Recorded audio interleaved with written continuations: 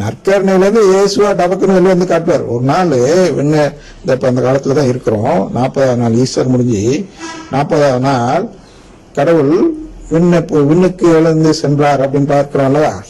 அது ஒண்ணும் இல்ல, அது நற்கருணையா மாறிவிட்டார் என்று பொருள். அப்ப இறுதி நாளில் என்ன நடக்கும் என்றால் நற்கருணையிலிருந்து வெளிப்பட்டு விடுவார்.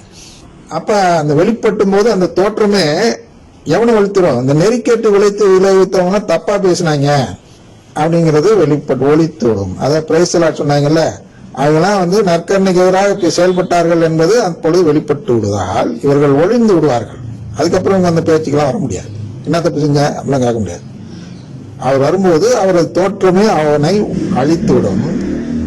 அப்ப இவங்க எல்லாம் இன்னைக்கு என்ன பிரைஸ்லா சொல்லிட்டு வல்ல செயலாம் செய்யறாங்க இல்லையா? அதெல்லாம் எப்படின்னு 9 சொல்றார்.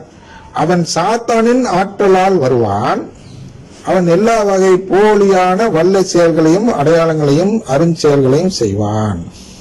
அப்படி போகுது, அழிந்து போகிறவர்களே முற்றிலும் ஏமாற்றி நம்ம அது போல. அப்ப சாத்தான் என்ன செய்கிறான் என்றால், யாரெல்லாம் இந்த இயக்கத்தில் சேர்ந்து இந்த உறவு அதாவது உறவு கேட்காத நிலையை எடுக்கிறார்களோ, உறவு வேண்டான்னு சொல்லலதான் வச்சுக்குவோம். அப்படி நீங்க பிரேசலாட் சொல்லும் போது உறவு வேண்டான்னு சொல்லலன்னு வச்சுக்குவோம். வேண்டான்னு சொல்றதான் பொருள், கேட்கலனாலும். ஆனால் எந்த நிலைப்பாடு எடுக்க வைக்கிறான்? உறவு கேட்காத நிலைப்பாட்டை எடுக்க வைக்கிறான். உறவை நம்பவில்லை என்ற இதை எடுக்க வைக்கிறான். சந்தான உறவுன்னு சொல்லிக்கிறோம், ஃபிலியல் அடாப்ஷன், தத்தெடுப்பு.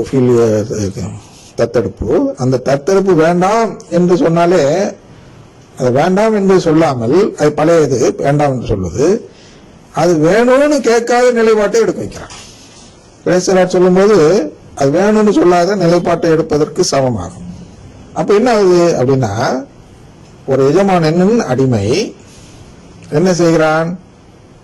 ஒரு எதிரியின் வயலை உழுதுவிட்டு வந்து, அதாவது எதிரிக்கு உதவி செய்துவிட்டு வந்து மீண்டும் இந்த எஜமான வீட்டில் அடைக்கலம் கேட்கிறான். அது எவ்வளவு பெரிய அயோக்கியத்தனம்! இந்த அயோக்கியத்தனத்தை தான் பிரேசலாட் சொல்லும் குருக்கள் செய்கிறார். மரியை வாழ்க என்று அனைவரும் சொல்ல வைத்தால் அவர்கள் அனைவரும் கடவுளின் குடும்பத்தில் சேர்த்து விடுவார்கள். எனவே கடவுளுக்கு உழைக்கும் அடிமைகளாக இருப்பார்கள். அதே நேரத்தில் பிரேசலாட் சொல்ல வைத்தால் எதிரிக்காக உழைப்பவர்கள், சாத்தானுடைய நோக்கத்திற்காக உழைப்பவர்கள் என்ற நிலைப்பாட்டை எடுக்கிறார்கள்.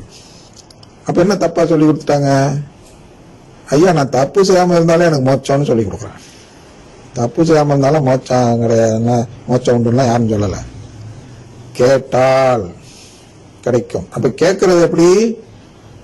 எஜமானனுக்காக உழைப்பதுதான் கேட்கும் சேர்ந்த ஓமையில. அப்படி நான் கேட்டிருந்தால் கூட, எஜமானனுக்காக உழைத்திருந்தால் கூட என்னுடைய நிலைப்பாடு என்ன, அதான் இங்க பார்க்கணும். அதான் இங்க சொல்றார், நாங்கள் பயனற்ற பணியாளர்கள், எங்கள் கடமைதான் செய்தோம் என்று நாம் சொல்ல வேண்டும். நல்லது செய்திருக்கும் போது டெய்லி திருப்பலி வைக்கிறேன், உயிரே கொடுக்கிறேன்னு வச்சுக்கோ, மாட்டேன்னு சொல்றோம் இல்லையா, வேத சாட்சின்னு சொல்றாங்க.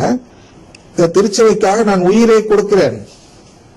அங்க வீட்டு தீர்ப்பு நாள்ல நான் உயிரை கொடுத்துருக்காண்டவரை எனக்கு நிலைவாழ் கொடுங்க நான் கேட்க முடியாது.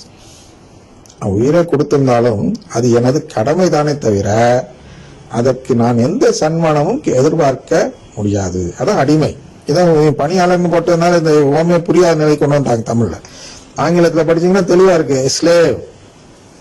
ஸ்லேவ் உயிரை கொடுத்தாலும் அவனுக்கு அது காம்பன்சேஷனை கேட்க முடியாது. இஸ் a slave, அவ்வளவுதான். அது போலதான் நாமும் என்னதான் உயிரை கொடுத்தாலும், ஒன்னு கிரகாம் ஸ்டெயின்ஸ் அப்படின்னு ஒருத்தர் இருந்தார், ஆஸ்திரேலியா பாதிரியார் என்று சொல்வார்கள். குடும்பத்தோடு கொளுத்தி விட்டாங்க. அவருக்கு நிலைவாழ் உண்டா இல்லையா அப்படின்னா, அவர் யாரு, எதுக்காக ஆஸ்திரேலியால வந்தார்னா, எதிரிக்காக, கடவுளுடைய எதிரிக்காக வேலை செய்ய வந்தார். நற்கருணை நம்பாத, கத்தோலிக்க திருச்சபையில் சேர்ந்துடாத, நாங்க ஒரு சபை வச்சிருக்கோம் அதுல சேர்ந்துக்கோன்னு சொல்றதுக்காக அங்க வந்தான். அவன் அதுக்காக உயிரை கொடுக்குறான். யாருக்காக? சாத்தானுக்காக உயிரை கொடுத்தான். அவன் வேத சாட்சி நம்ம கொண்டாடுறோம். அந்த ஆளு போய் நற்கருணை ஆண்டவர்கிட்ட போய், ஆண்டவரே நாங்கள் பயனுள்ள பணியாளர், எனக்கு என் சம்பளத்தை கொடு, ஆனா நிலைவாழ கொடுன்னு அந்த ஆள் கேட்க முடியுமா? கேட்க முடியாது. என்ன சொல்லணும்? we are all worthless slaves, இல்லையா? worthless slaves. we have done only what we ought to have done. ஏன் ஆங்கிலத்தில் படிக்கிறேன்?